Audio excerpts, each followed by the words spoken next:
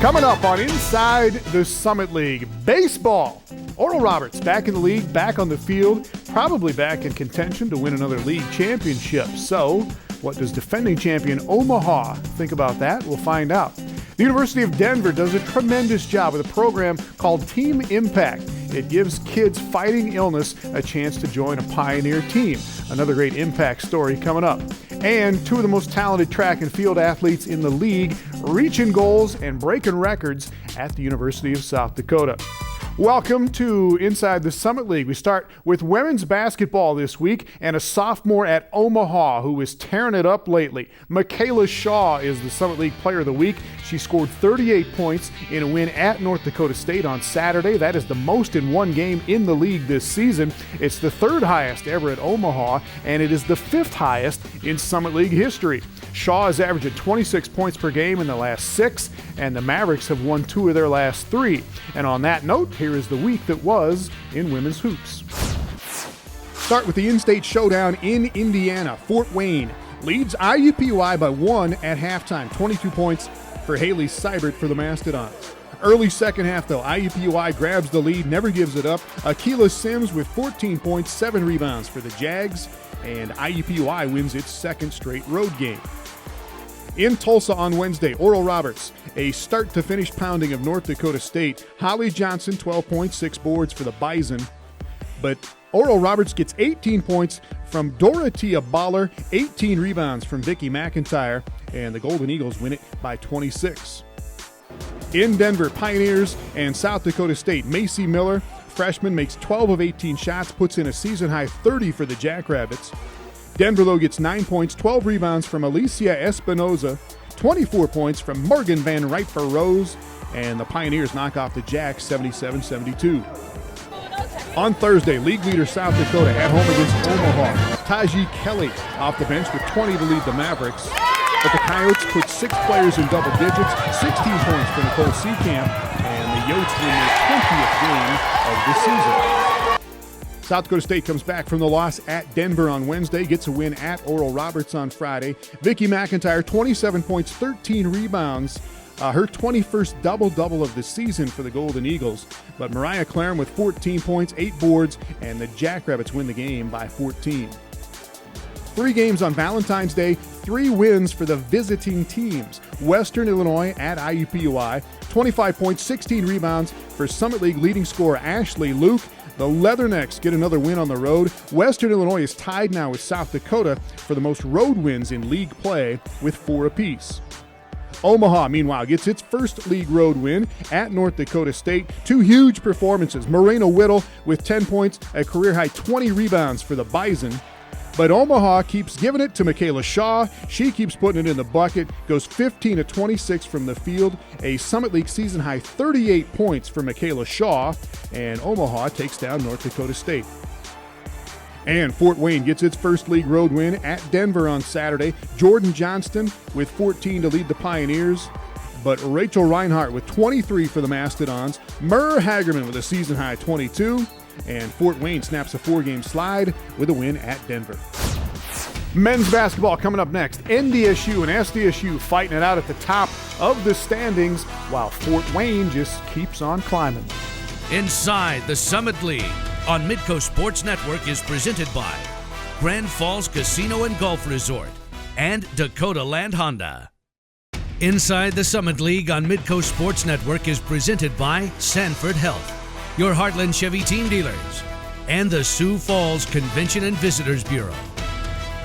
Well, now to men's basketball. Big weeks for Lawrence Alexander at North Dakota State and Tyler Larson at South Dakota. They are the co-players of the week. Alexander had 28 points in an overtime win at Denver, and then he had 24 and 9 rebounds in a loss at South Dakota State. He made 9 of 17 threes in those 2 games, and he is now tied for the most three-pointers in one season at North Dakota State with 85 made threes, and still 3 games to play in the regular season for for Alexander at North Dakota State. Meanwhile, Larson was leading USD to 2 road wins. He had 20 points, 7 rebounds at Omaha, and then 19 points, 6 rebounds at Oral Roberts. So the Coyotes are above 500 now in the league. Fort Wayne just keeps on winning. They've got 6 in a row now, and here's the rest of the week in men's basketball. Well, Fort Wayne started the Summer League season with 1 win in the first 6 games, but the Dons have not lost one since. 6 wins in a row now after a 15-point victory at IUPUI. Steve Forbes, 12 points, 6 block shots against the Jags. Max Landis with 14 points and 6 assists. And Fort Wayne will take a 6-game win streak to Denver this Thursday. Now, the Pioneers have had heartbreakers in their last 2 games at home. Thursday against North Dakota State, Lawrence Alexander scores 28 for the Bison. His 3 with 2 seconds left puts NDSU ahead by 3. Denver's got no timeouts, but Brett Olson, a heave from half court, ties it at the buzzer. They go to overtime, and Alexander with 8 of his 28 in the extra time. North Dakota State pulls out the 4-point win. Another close one in Omaha between the Mavs and South Dakota. Mike Rostenpour sets season highs with 24 points and 15 rebounds. Omaha leads by 3 with just over a minute to play after a dunk by Trayshawn Thurman. But the Coyotes get a Brandon Boss bucket, and then with 8 seconds left, a tip-in by Eric Robertson, and USD pulls one out at Omaha, 74-73. In the other Thursday game, Oral Roberts gets out to a 12-point halftime lead and beats Western Illinois by 10. Corey Bilberry with 20 and Obi Amegano with 19 for the Golden Eagles. Western Illinois would complete its road swing at Omaha on Saturday. CJ Carter with 20 as the Mavericks win by 19. IUPUI at Denver on Saturday. Davron Williams, the league leader in field goal percentage, goes 7 for 9 in this one. 15 points and 7 rebounds for Williams. And another heartbreaking loss for Denver as the Jags win at 54-53. South Dakota at Oral Roberts. The Coyotes shoot it lights out. Casey Kasperbauer with 20 for USD. Amegano with 19 for ORU. But the Yotes get their 5th league win on the road. And league leader North Dakota State at South Dakota State. Lawrence Alexander with 24 for the Bison. He ties the NDSU school record for 3-pointers made in one season. He's got 85.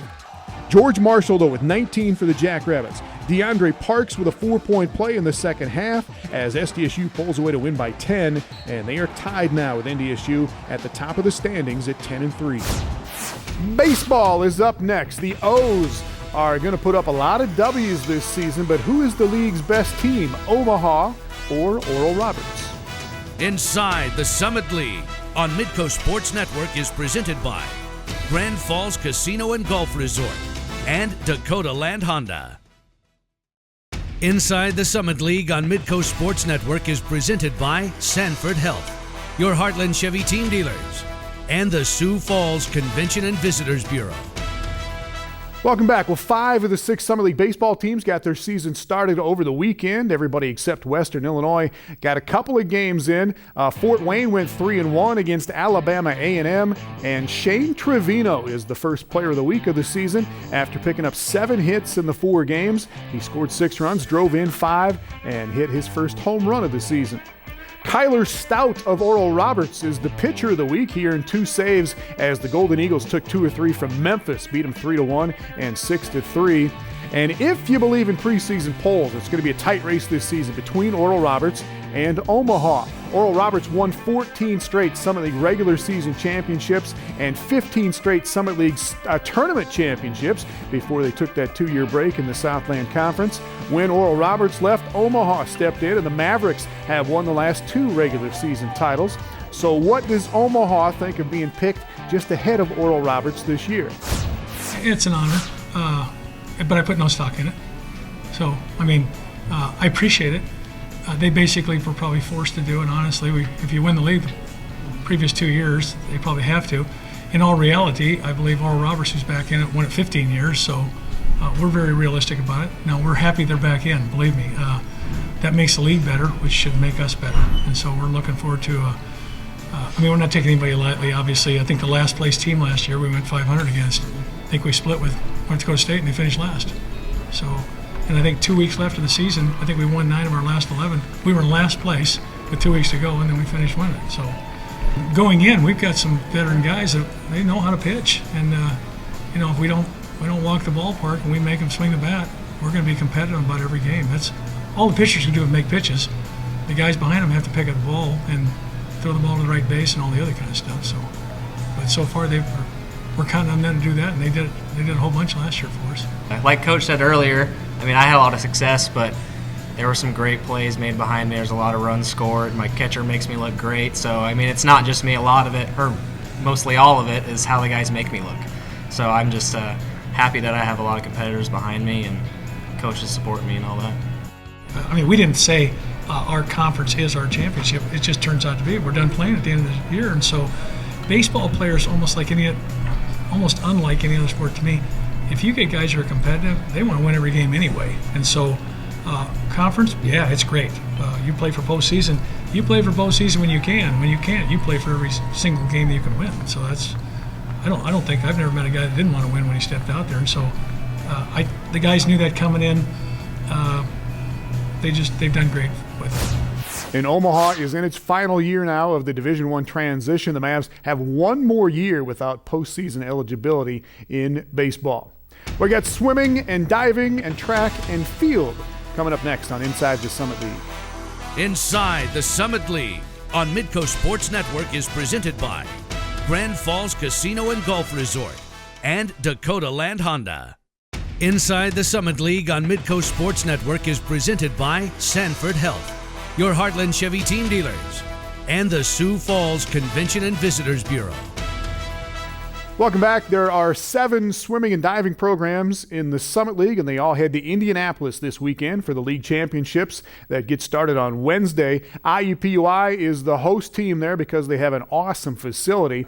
Denver, though, is the defending champion in both the men's and the women's competitions. The Pioneers are in their second season in the Summit League, and they are the favorites to take the team titles again this year. And Coach Brian Schrader looks at this weekend as a big, important step toward getting his kids to the NCAA championships next month. It's always good to celebrate something as a team, so I look forward to winning these championships, and we don't take it for granted. We swim in a world-class facility, and the Summit League is getting better at swimming, so I know we're going to have some good races from some people in the Summit League. They're going to rise up. But yeah, we view this as a platform to qualify for NC2As, and we do view it as a peak event for our team. So we're going to celebrate that and hopefully get everybody swimming fast at the same time. Well, the Denver men's team is led by Dylan Bunch. He holds the fastest league time in 3 events, and his time in the 500 freestyle this year is the fastest in league history. The Denver women have Samantha Correa, who owns the top time in the league in 4 individual events, in the 50 free, the 100 back, the 200 back, and the 100 fly. And you can follow the championships this weekend through the live stats link on the Summit League webpage and on Twitter under the handle @SummitChamps.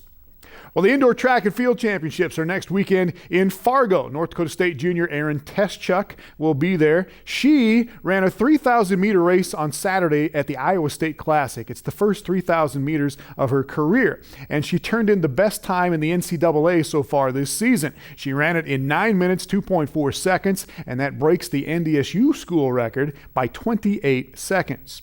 Well, some of the other Bison were in Brookings on Saturday. South Dakota State still digging the new indoor digs on campus, hosting the SDSU Invitational, and a Benke from NDSU. In the pole vault, she tied for first place with Emily Brigham from South Dakota at 12 feet, 11 and a half inches. In the women's 60-meter dash, South Dakota State's Carly Carper breaks her own school record for the 4th time this season. She wins with a time of 7.49 seconds. And in the men's 60-meter hurdle, South Dakota's Teivaskie Lewin ties his own school record there with a time of 7.79 seconds. And Lewin is going to be a force to deal with at the league championships. He and Kyle MKelvey and the Coyotes are the defending men's champions. Alex Heinert has more on these two, the speed and the strength of the USD men's team. The common ground shared by the University of South Dakota's Kyle MKelvey and Teivaskie Lewin isn't obvious, at least not at first. MKelvey is about as local as it gets after growing up 30 miles from campus in nearby Beersford, a town over 2,000 miles away from Lewin's hometown of Montego Bay, Jamaica. One throws heavy things a massive distance, the other sprints over obstacles at high speeds. So what's the connection? Well, for starters, both arrived at USD hungry for top competition. I just wanted a chance to compete Division I, and I can do that here, and I can do that here just as well as I can do it anywhere else. My aim was to end up at a Division I college. I came here with high expectations and I just train hard, and here I am just doing what I do best. The best from Lewin and MKelvey have made them two of the top athletes in the Summit League. MKelvey has been setting records since his prep days and hasn't stopped since joining the Coyote program in 2012. The senior has 4 conference shot put titles and a discus crown to his credit, though the throws he's putting up this indoor season rank as some of his and the school's best to date. Last year outdoors at the conference meet threw 63 1 3/4, which set that state record, and then last weekend here in the Dakota Dome, we set the what we call the indoor and our indoor school record and the indoor state record there too, with 60 feet 5.5 inches. I'm extremely happy with where things are going right now. I think we can add a couple more feet and make a push for the national championship. Lewin won the Summit League 60-meter hurdle title last February, and he's on pace to repeat this winter. His fastest time of 7.79 seconds is not only the best in the conference this year, but it's also one of the best in the nation.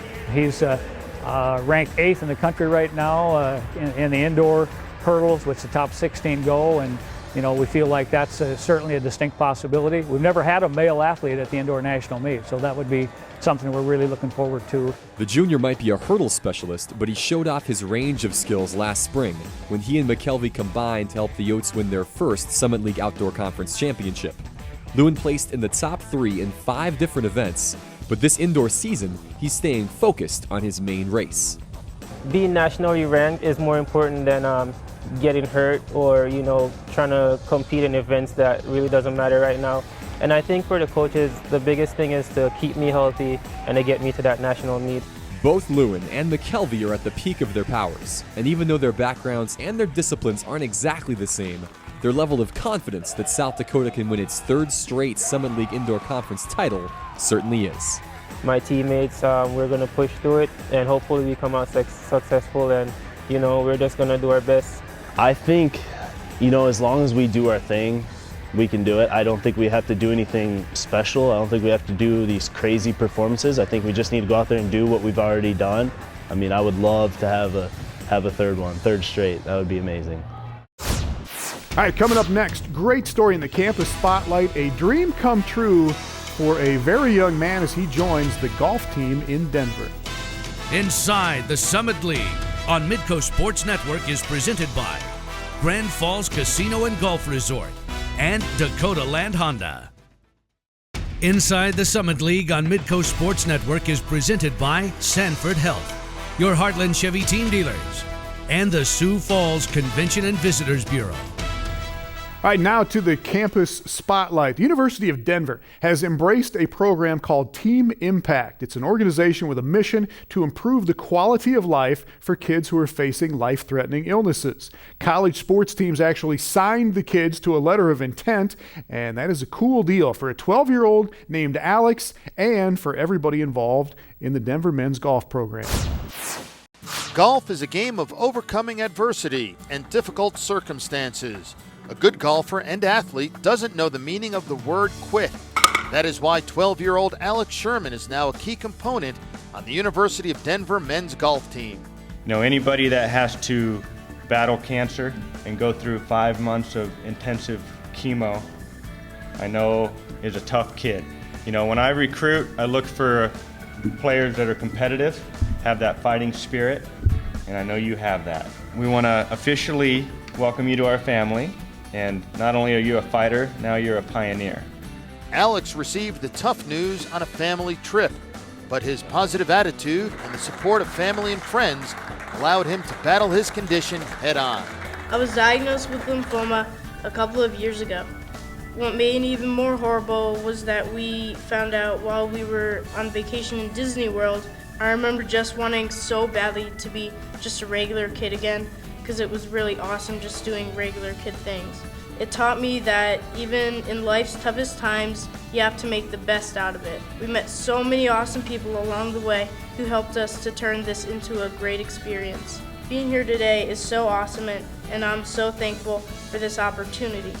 Thank you again for asking me to be on your team, and I hope I can make you as proud of me as I feel right now. Alex's mom, Kim, is proud of the way her son persevered and turned a negative into a positive. He battled it courageously, and I think he's incredibly grateful for people like you all giving him this opportunity to be like a rock star. It's just, it makes the whole experience almost worth it to him, in his mind. He just thinks the whole thing is just awesome. Head coach Eric Billinger and freshman Chris Cordy are grateful that Team Impact has brought them and Alex together. If anything, I just hope they get the joy of giving back and realizing that, it's great to give back. I'm sure they're going to get more out of it than they think. They're probably going to be the ones that are blessed by this as opposed to Alex getting blessed by this. But if anything, just keep things in perspective and give back. Alex is awesome. I honestly didn't know what to expect, but I remember the day that Coach told us about the Impact, Team Impact, and I was super excited. The whole team immediately said, yeah, we'd love to have him. So yeah, he's awesome. He's a really great kid. And so he's been through a lot, and so it's a special day just to have him here and to meet the guys and become a member of the team.